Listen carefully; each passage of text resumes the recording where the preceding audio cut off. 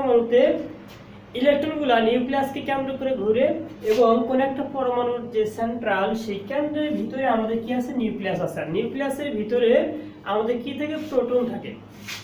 এখন কোন একটা পরমাণুর প্রোটন সংখ্যা, যে কোন একটা পরমাণু সাপোজ প্রোটন সংখ্যা হচ্ছে জেড, এবং এই যে আমাদের এই একটা পর যে কোনো একটা পরমাণুতে যদি ইলেকট্রন তার চতুর্দিকে যদি ঘুরে, তাহলে একটা সময় ইলেকট্রন এখানে থাকবে, একটা সময় ইলেকট্রন এখানে মুভ করবে, মুভ করতে করতে এখানে আসবে, এখানে আসবে, এখানে আসবে, এখানে আসবে, এখানে আসবে, এখানে, এইভাবে কোন একটা পরমাণুতে ইলেকট্রনগুলো নিউক্লিয়াসকে কেন্দ্র করে একটা নির্দিষ্ট ব্যাসার্ধ নিয়ে সে চতুর্দিকে মুভ করবে।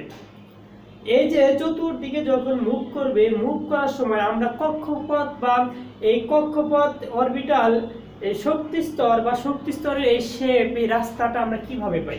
ইলেকট্রনগুলো যে ঘোরার যে একটা রাস্তা আছে, এই রাস্তাটা আমরা কিভাবে পাই, বা অরবিটাল বা শক্তি স্তরগুলো আমরা কিভাবে পাই?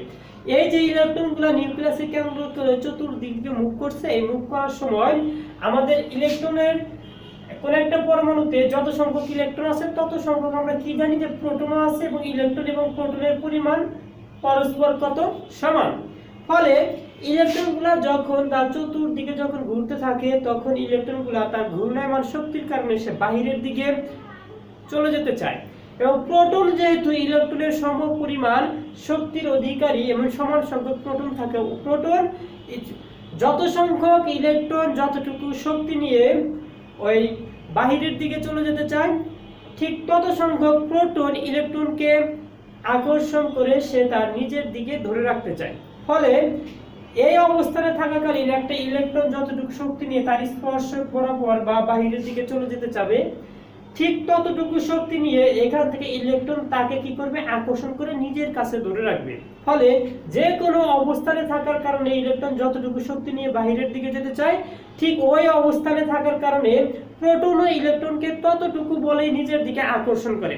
যেহেতু উভয়ের বলের পরিমাণ সমান এবং নির্দিষ্ট, ফলে এই প্রোটনের যদি শক্তি না হারায় কিংবা শক্তি যদি নির্গত না হয়, তাহলে প্রোটন ইলেকট্রনকে যতটুকু বেগে নিজের দিকে আকর্ষণ করে নিয়ে যাচ্ছে, ইলেকট্রনও ততটুকু বেগে সে বাহিরের দিকে চলে যেতে চাচ্ছে। ফলে সে কেন্দ্রেও যায় না এবং সে বাহির থেকে ছিটকেও পড়ে না।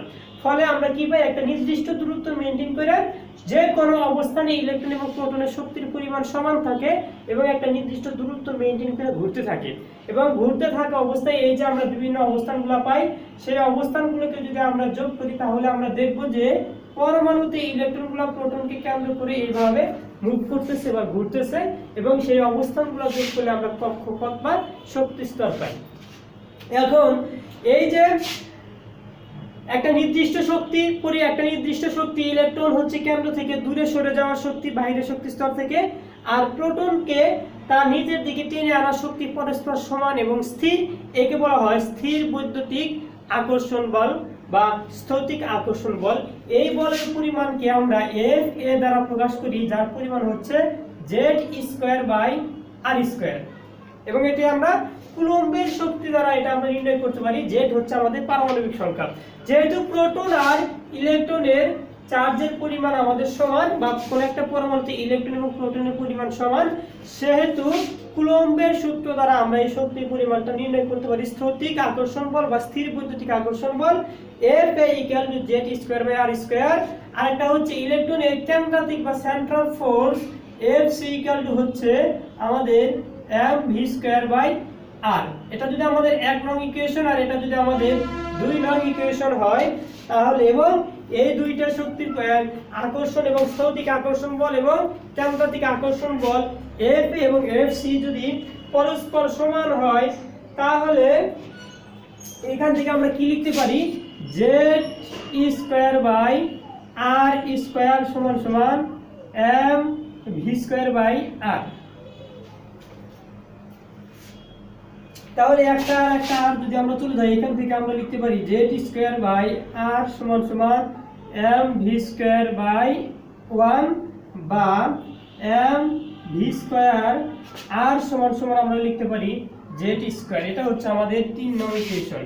আর নিলস বোরের স্বীকার্য থেকে আমরা পাই যে mv r = nh/2 পাই। এটা যদি আমাদের 4 নং ইকুয়েশন হয় তাহলে আমরা 3 নংকে 4 নং দ্বারা এখন ভাগ করব। 3 ভাগ 4 করে পাই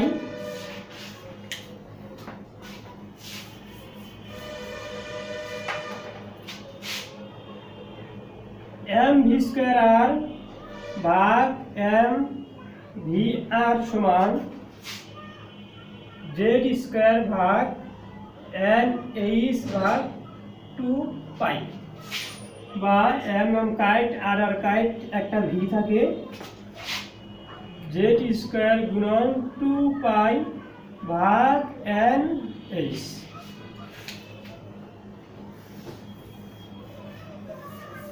এখান থেকে আমরা কি পাই?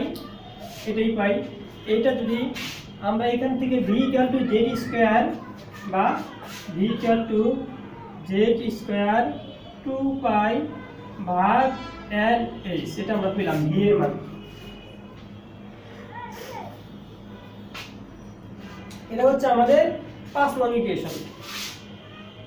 আমাদের যে 4 নং ইকুয়েশন ছিল, 4 নং ইকুয়েশনের পরিমাণটা আমাদের কি ছিল?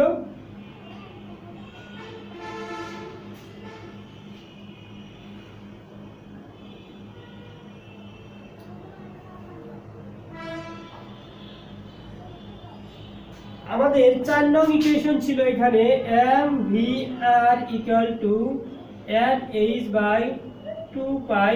এটা ছিল আমাদের কত? বসিয়ে পাই। তাহলে m r গুণন v এর মান হচ্ছে z স্কয়ার 2 পাই ভাগ n h equal to n h ভাগ 2 পাই। বা এখন আমরা গুণ করব। 2 পাই গুণ করলে হবে 4 পাই স্কয়ার